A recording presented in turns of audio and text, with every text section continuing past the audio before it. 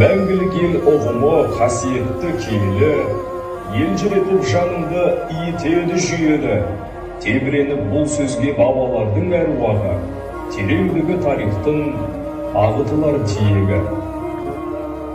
Болдыр күн өткен, бұрынғыдан кім өткен, қазақ жері қаншама аласапыраннан бір өткен. Бабамыздың хандығы осы жерде шіреткен, Керей хан мен Жәнібек басшылық таққа біріккен. Болдыр күн өткен, бұрында талай зіл өткен. Есім хан салған ескі жол, Қасым хан жолын түреткен. Тәуке хан жазған жарлар әділдікті ту еткен. Жеті заң, жеті ақиқат, ел бірлігін күдеткен.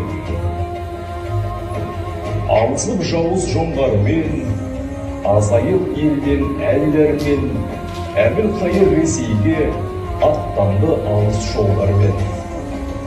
Хан сөзіне бармасын, онсыз да әлсіз болғасын, қазақты қосқан сапына қолдады орыс аннасын.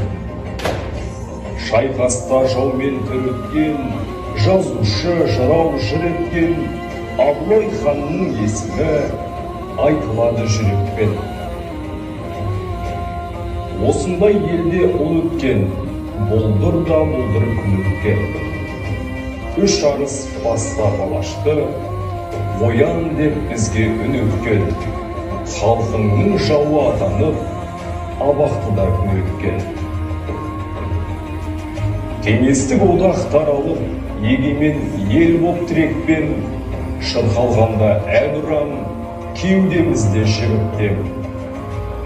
Көтерілген байраққа көз салып ек үмітпен, әсемделген ел таңба, ең биікте ұлық тек.